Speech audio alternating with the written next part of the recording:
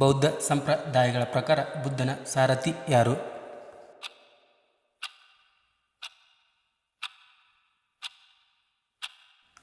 ಬೌದ್ಧ ಸಂಪ್ರದಾಯಗಳ ಪ್ರಕಾರ ಬುದ್ಧನ ಸಾರಥಿಯು ಚೆನ್ನ. ವಾತಾಪಿಕೊಂಡ ಎಂಬ ಬಿರುದನ್ನು ಪಡೆದ ರಾಜ ಯಾರು?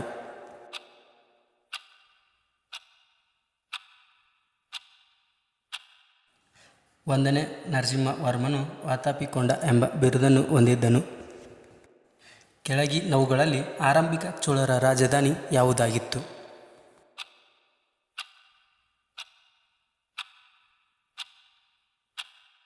ಉರೈಯೂರು ಇದು ಚೋಳರ ಆರಂಭಿಕ ರಾಜಧಾನಿಯಾಗಿತ್ತು.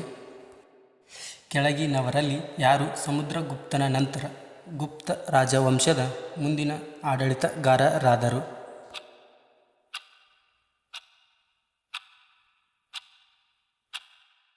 ಎರಡನೇ ಚಂದ್ರಗುಪ್ತ ಸಮುದ್ರಗುಪ್ತನ ನಂತರ ಗುಪ್ತರ ರಾಜವಂಶದ ರಾಜನಾದನು. ಗೌತಮ ಬುದ್ಧನ ತಾಯಿ ಮಾಯಾದೇವಿ ಈ ಕೆಳಗಿನ ಯಾವ ರಾಜವಂಶಕ್ಕೆ ಸೇರಿದವರು?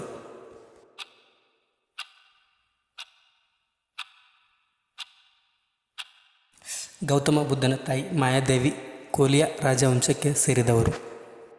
ಶತಪಥ ಬ್ರಾಹ್ಮಣವು ಈ ಕೆಳಗಿನ ಯಾವ ವೇದಗಳಿಗೆ ಸೇರಿದೆ?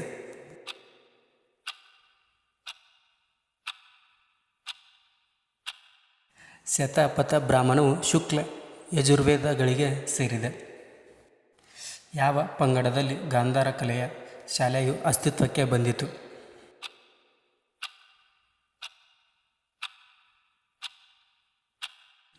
ಮಹಾಯಾನ ಪಂಗಡದಲ್ಲಿ ಗಾಂಧಾರ ಕಲೆಯ ಶಾಲೆಯು ಅಸ್ತಿತ್ವಕ್ಕೆ ಬಂದಿತು.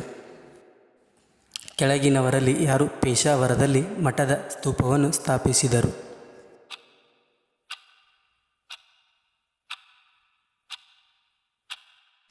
ಕಾನಿಷ್ಕನು ಪೇಶಾವರದಲ್ಲಿ ಮಠದ ಸ್ತೂಪವನ್ನು ಸ್ಥಾಪಿಸಿದನು.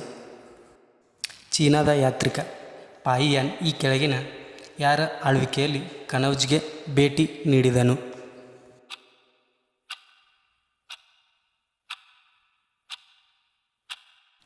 ಎರಡನೇ ಚಂದ್ರಗುಪ್ತನ ಆಳ್ವಿಕೆಯಲ್ಲಿ ಚೀನಾದ ಯಾತ್ರಿಕ ಪಾಯಿಯಾನ್ ಕನೌಜ್ಗೆ ಭೇಟಿ ನೀಡಿದನು.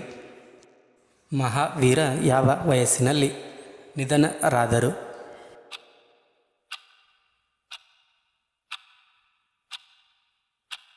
ಮಹಾವೀರ ಅವರ 70ನೇ ವಯಸ್ಸಿನಲ್ಲಿ ನಿಧನರಾದರು.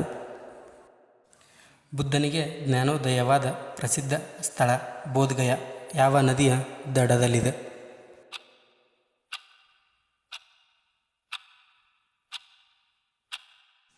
ಬುದ್ಧನಿಗೆ ಜ್ಞಾನೋದಯವಾದ ಪ್ರಸಿದ್ಧ ಸ್ಥಳವಾದಂತಹ ಬೋಧ್ಗಯಾ ಇದು ನಿರಂಜನ ನದಿಯ ದಡದ ಮೇಲಿದೆ.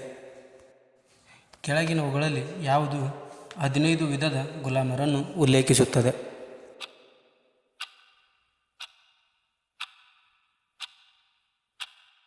ನಾರದ ಸ್ಮೃತಿ ಇದು 15 ವಿಧದ ಗುಲಾಮರನ್ನು ಉಲ್ಲೇಖಿಸುತ್ತದೆ. ಕೆಳಗಿನವುಗಳಲ್ಲಿ ಯಾವ ಅವಧಿಯು ಭಾರತೀಯ ದೇವಾಲಯದ ವಾಸ್ತುಶಿಲ್ಪದ ಆರಂಭವನ್ನು ಸೂಚಿಸುತ್ತದೆ?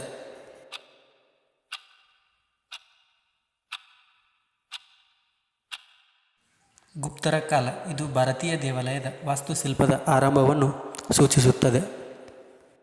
ಕೊನಾರ್ಕ್ ಸೂರ್ಯ ದೇವಾಲಯವನ್ನು ಸ್ಥಾಪಿಸಿದವರು ಯಾರು?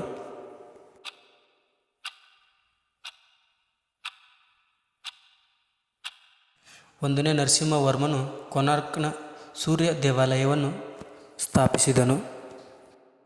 ಮೊದಲ ಬೌದ್ಧ ಪರಿಷತ್ತು ಯಾವ ಸ್ಥಳದಲ್ಲಿ ನಡೆಯಿತು?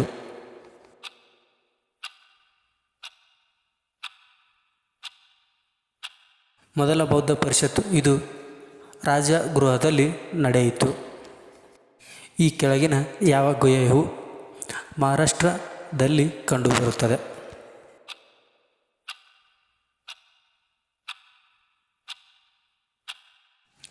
ಎಲ್ಲೋರ ಗುಹೆಗಳು ಇವು ಮಹಾರಾಷ್ಟ್ರದಲ್ಲಿ ಕಂಡುಬರುತ್ತವೆ.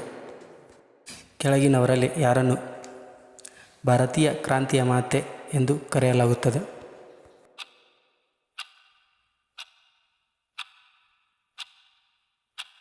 ಭಿಕಾಜಿ ರುಸ್ತುಂ ಖಾನ್ ಇವರನ್ನು ಭಾರತೀಯ ಕ್ರಾಂತಿಯ ಮಾತೆ ಎಂದು ಕರೆಯಲಾಗುತ್ತದೆ. ಕಚೇರಿಯಲ್ಲಿಯೇ ಹತ್ಯೆಯಾದ ಭಾರತದ ಏಕೈಕ ವೈಸ್ರಾಯ್ ಯಾರು?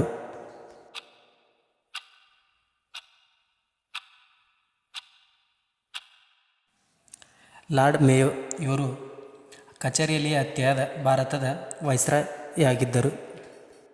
ಬಕ್ಸಾರ್ ಕದನದ ನಂತರ ಈ ಕೆಳಗಿನ ಯಾವ ಒಪ್ಪಂದಕ್ಕೆ ಸಹಿ ಹಾಕಲಾಯಿತು?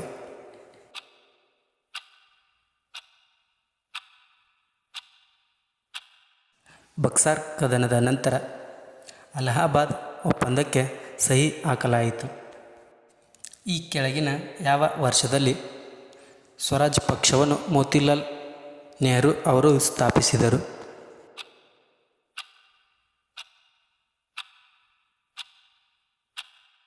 1923ರಲ್ಲಿ ಮೋತಿಲಾಲ್ ನೆಹರು ಅವರು ಸ್ವರಾಜ್ ಪಕ್ಷವನ್ನು ಸ್ಥಾಪಿಸಿದರು.